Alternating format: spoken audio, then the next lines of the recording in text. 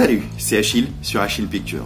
Aujourd'hui, on va parler colorimétrie, plus précisément couleur. Couleur depuis la prise de vue jusqu'au rendu final. Alors, la couleur, ça se traite en pas mal d'étapes. C'est-à-dire qu'à la prise de vue, il va falloir que les blancs soient blancs. C'est pour ça qu'on a créé la balance des blancs. Alors la balance des blancs, on va faire en sorte, comme là vous voyez derrière moi, il faut que les blancs soient bien blancs.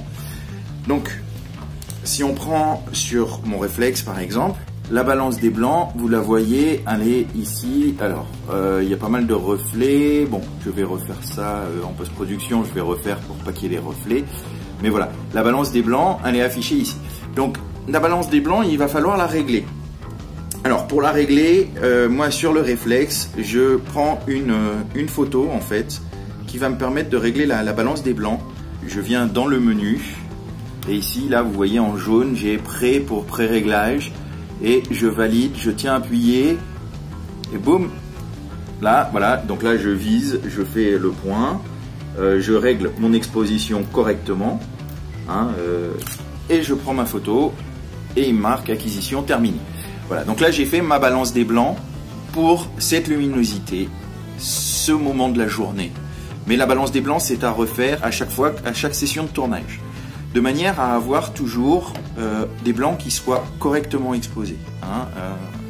Parce que dans la couleur, tout va être calculé en fonction du blanc. Si jamais vous n'avez pas comme moi une manière plus ou moins automatisée de faire votre balance des blancs, évitez de prendre la balance des blancs automatique parce que là vous allez vous retrouver avec des images où de temps en temps le blanc sera bleu, de temps en temps le blanc sera orange, etc. Et alors je sais que c'est tentant pour rendre l'image telle qu'elle était quand elle a été tournée, c'est tentant de laisser la balance des blancs automatique pour avoir ce beau jaune qui éclaire, qui est éclairé par une bougie par exemple.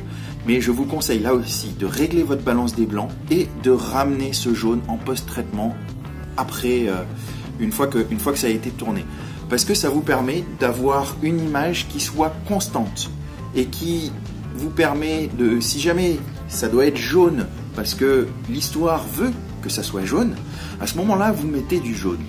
Mais quand il y a une image à la bougie, puis qu'après on se retrouve avec une lampe électrique, etc., la balance des blancs, il faut que ce soit vous qui la contrôliez pour que le jaune soit le bon jaune au moment de la bougie et le jaune soit le bon jaune au moment de la prise de vue avec une lumière électrique.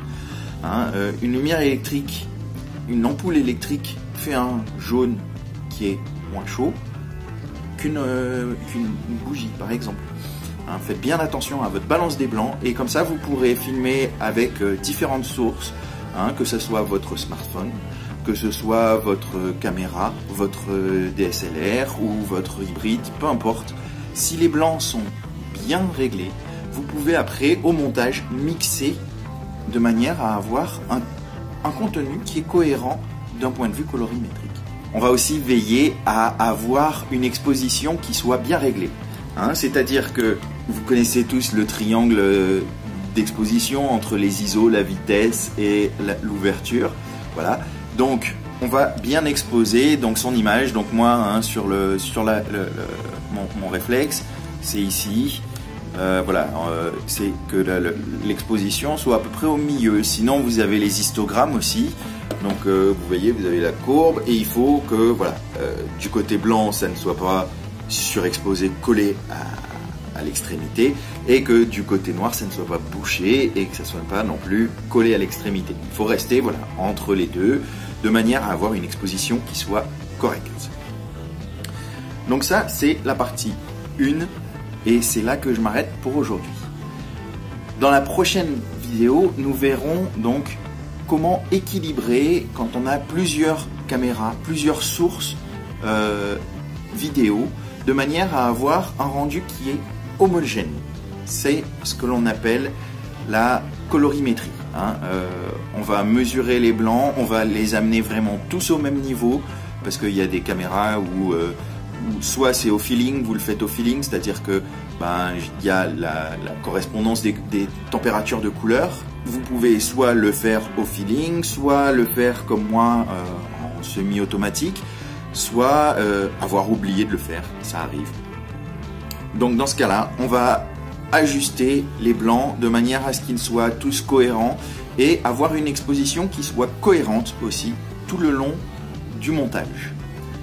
Donc ça, on va le voir dans la prochaine vidéo. Et dans celle qui viendra après, comme je vous disais, c'est en 3 épisodes, on verra comment donner un look à votre image. Voilà, c'est tout pour aujourd'hui. Alors, j'espère que tu as apprécié cette vidéo. Si c'est le cas, mets-moi un petit pouce bleu. Franchement, ça m'aide énormément. Ensuite, si tu ne l'as pas encore fait, abonne-toi. Clique sur la petite cloche aussi. Et puis, moi, je vous dis à la prochaine vidéo.